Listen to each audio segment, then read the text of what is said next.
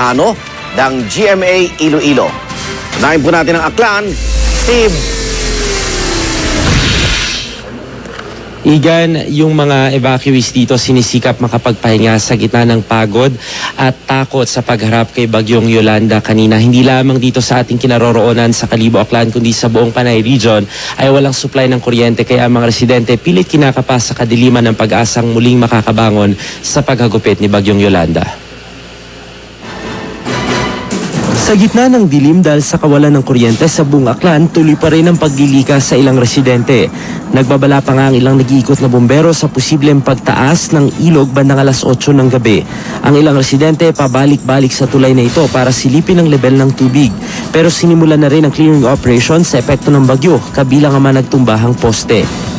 Buong maghapon kung nasaksihan ang pananalasa ng bagyo, nilipad ang ilang bubong, pati ilang signages. Natumba naman ang opisina ng cashier na ito, pati ang ilang puno.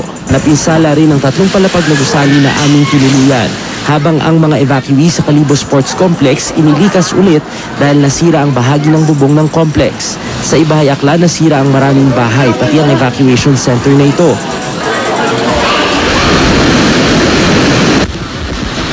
Naging matindi ang hanging dinala ng Bagyong Yolanda dito sa Iloilo. Sa bayan ng Dumangas, itinumba ng hangin ang malaking punong ito na halos sumakop sa binagsakang kalsada. Kaya tulong-tulong na pinutol ng mga residente ang puno.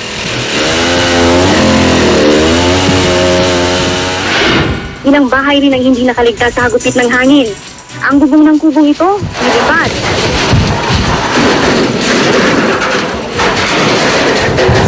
Sa mismong Iloilo City, nadaanan naming nabuwal ang ilang puno, traffic sign, pati ilang barriers. Habang sa Fort San Pedro, humampas ang naglalakihang alon. Sa Rojas City, nakatabing probinsya ng Capiz, isang ginang naman ang inabot ng panganganak sa evacuation center. Pinangaranan ng bata na Yolando, sunod sa pangalan ng Super Typhoon. Igan, Vicky, bukas ay magdedeklara na nga ng state of calamity dito naman sa buong probinsya ng Aklan, at agad daw nilang pasisimula ng clearing operations para maabot yung mga isolated na barangay at mga munisipalidad na kung saan marami sa mga poste ay nagtumbahan sa mismong kalsada. Kasama ang report ni Carlos Subehano ng GMA Iloilo mula rito sa Kalibo, Aklan. Ako si Steve Dailisan, ang inyong saksi. Sa Central Visayas na puruhan naman ang mga probinsya ng Cebu at Bohol. Tinutukan niya ni Bam Alegre at Bex May Humauas ng GMA Cebu. Unahin natin ang Bohol. Bam? Lala, iniwan ng Bagyong Yolanda ang probinsya ng Bohol sa kadiliman, blackout sa kalakhan ng lalawigan dahil nagmumula yung kuryente rito sa Leyte. At di pa nga nakakabawi yung karamihan sa mga Boholano sa lindol noong Oktubre. Naranasan naman nila ang lakas ng isang super typhoon. Narito ang ulat. Malalakas na alon ang humampas sa Baclayon, Bohol sa kasagsagan ng Bagyong Yolanda. Nagkaroon naman ng storm surge sa bayan ng Anda. Habang sa Gindulman, 2 barge ang sumadsad at tumagilid sa laot. Ligtas ang 15 sakay ng mga barge. Isang tripulante ang hinahanap. Napakalakas din ang hanging dala ng bagyo, dahilan para mabuwal ang maraming puno, gaya sa Tagbilaran City. Gayon din sa bayan ng Ubay. At ang punong ito sa bayan ng Clarin. Sa Mabini, may ilang sa kuweba ng pupog sa ilalim ng bundok, piniling lumikas. Di alintana ang peligro ng pagguho. Nakalikas naman ang mga residente sa dalampasigan ng Hagna nang mawasak ang 4 na bahay dahil sa ipo-ipo. Umapaw naman ang dam sa bayan ng Pilar, maging ang Abatan River sa Cortez. Nagkaroon din ng landslide dito sa Liloan, Cortez, pero hindi katulad noong Oktubre, nakabi-kabila yung pagguho ng lupa dahil sa lindol. Ngayong Bagyong Yolanda, kakaunti lang ang naitalang landslide. Pasalamat lang kami na tapos na. Salamat kami nga ligtas si Masal. Malakas ang hangin doon sa amin, daloon. Signal number 3. So far, out now, still manageable yung pa namin dito sa Bohol. The DRRMC of the different towns are still managing their own area of responsibilities. Sa Cebu City, kita sa malakas na hangin at nagangalit ng mga hason ang lupit ng Bagyong Yolanda. Sa lakas din ng ulan, pahirapan ang biyahe. Umambalang pa sa mga kalsada ang maraming puno. Kaya kahit mga motorsiklo, hindi makadaan. Ang ilan namang natumbang puno, uminsala sa ilang bahay poste ng kuryente at maging pampasaherong jeepney.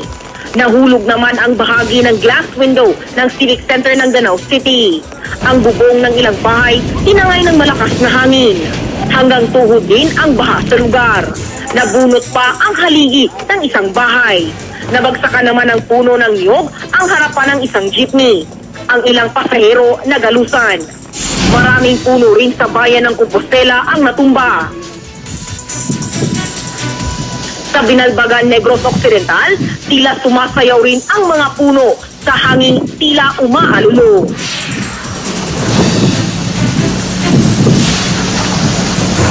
Lala, kasama ang ulat ni Bex May Humawas ng GMA Cebu. Ako si Bam Alegre, live dito sa Tagbilaran City, Bohol. Ang inyong saksi. Pinambalo sa malalakas na alon ng ilang coastal area sa Catanduanes, Camarines Sur at Albay. Umabot pa na hanggang 8 metro ang taas ng alon na sumira at tumangay sa ilang bahay. Saksi, si Mark Bongat ng GMA Bicol.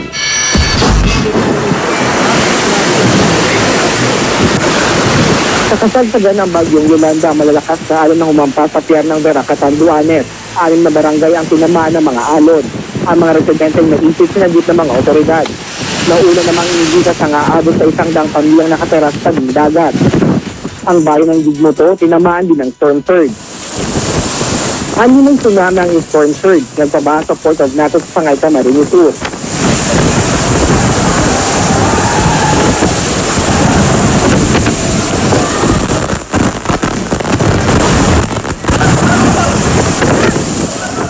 Limampung bahay sa barangay Nato ang nasira ng mga alon.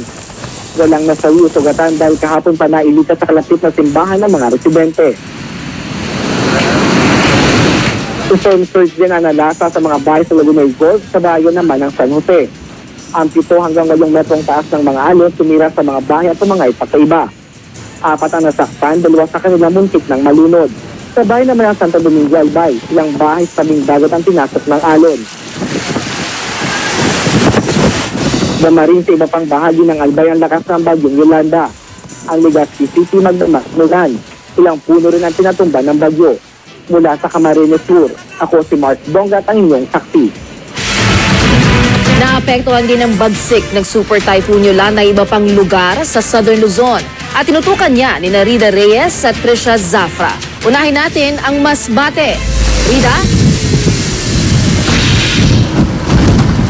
Lala, malakas pa rin ang hangin pero bahagya ng kumalma ang panahon dito sa Masbate. Taliwas yan sa ating naranasan sa buong maghapon. Nasaksihan ko ang pagtakbo ng mga residenteng ito. Takot na takot sa tila, umuungol na tunog ng hangin, kasabay ng malakas na ulan. Puno man o poste, isa-isang itinumba ng malaipo-ipong hangin. Dinurog ang ilang bahay at gusali. Isang patay ayon sa huling monitoring ng mga otoridad matapos makuryente. Sa sobrang lakas ng hangin at ulan, itong barangay hall tuluyang nawasak, pintuan na lang niya yung natira. Ang problema, yung mga iba't ibang bahagi nito ay napunta sa kung saan-saan, tinangay hanggang doon sa kabilang side ng kalsada. At ang inaalala ngayon ng mga residente, yung mga riyero na hanggang ngayon ay nakabitin pa rin doon sa tuktok ng puno, hindi nila matanggal yan dahil hanggang ngayon ay kami ay hinahagupit pa rin ng napakalakas na bagyo. Kinagabihan, umalma na ang paligid, pero binalot ng dilim ang buong lalawigan. Bagamat may mga nasa evacuation center pa, may ilang bumalik na sa kanilang mga nasirang tahanan. Okay lang masira yung gamit, wag lang yung mawawala ng ano. Hindi pa kami makatulog ng maayos kasi hinahandaan pa namin yung hindi namin alam kung ano pang ano kasi hindi pa naman nakalayo yung bagyo.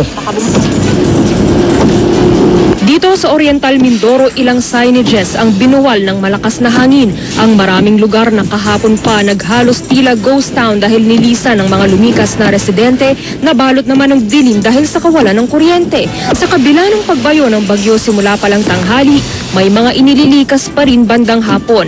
Ginawa na ring evacuation center ang bodegang ito ng palay. Kasi natatakot din po kami kasi yung bahay namin medyo hindi na po matibay. Ang pribadong bahay na ito, blessing pa rin po sa akin, sa buhay ng pamilya ko, na nakatulong tayo. At ang simbahang ito na sinilungan ng 13 pamilya at 40 stranded na pasahero. Sana po tumigil na yung bagyo. Para makaalis na rin kami, makauwi na kami sa aming mga tahanan, mga probinsya. Sa ngayon, Lala, ay wala pa rin supply ng kuryente sa buong lalawigan ng Masbate. At kasama ang ulot ni Tricia Zafra na nasa Oriental Mindoro, live mula rito sa Masbate, ako si Rida Reyes, ang inyong saksi. Nakaranas din ang pagulan ng ilang lugar sa Metro Manila at mga kalapit na lalawigan. Sa Laguna, umapaw ang Laguna Lake. Bunso ng ulan dala ng bagyong Yolanda. At live mula sa Santa Rosa, Laguna, saksi si Marisol Abduraman. Marisol. Igan, bagamat ambon na lang ating nararanasan ngayon, kung ikukumpara sa malakas na ulang naranasan natin kanina, nakakaranas pa rin tayo ng napakalakas na hangin. Sa pinakahuling impormasyon ay binigay po sa atin ni Vice Governor Ramil Hernandez ng Laguna, umapaw na raw ang Laguna Lake kaya pinalikas ng mga residente na nakatira sa gilid ng lawa. Animoy galit at hindi maawat ang pagbuhos ng napakalakas na ulanda kung alas 6 ng gabi kanina. Nag-zero visibility na nga dito sa Santa Rosa, Laguna. Ilang minuto lang ang nakalilipas simula na makaranas tayo ng napakalakas na pag-ulan, ito na ang sumunod na eksena. Nakakatakot ang napakalakas na ragasan ng tubig dito sa creek. Sobrang taas na rin ng tubig. Sa katunayan, umapaw na ito at umabot na nga dito sa kalsada. At maging dito ay ramdam na ramdam natin ang lakas ng ragasan ng tubig. Pati ang aming news van, inabot sa napakabilis na pag-apaw ng tubig.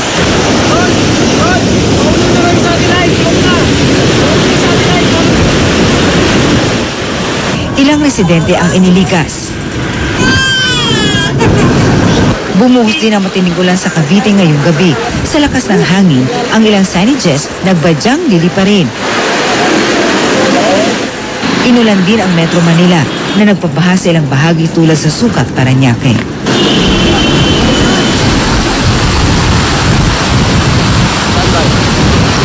Igan, at dahil pa rin sa masamang panununo, sinuspindi na ang klase sa lahat ng antas bukas.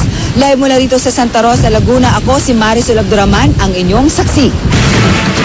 Naglandfall po sa ika-6 na beses ang bagyong Yolanda na bahagya lang humina. Ang update sa bagyo ay atin na ating resident meteorologist na si Ginoong Nathaniel Cruz. Mantani. Iga, nakataas pa rin ang storm signal number 4 dyan sa extreme northern Palawan, kabilang na ang Calamian Group of Islands. Signal number 3 naman sa nalalaming bahagi ng northern Palawan, kasama ang Puerto Princesa at sa occidental Mindoro.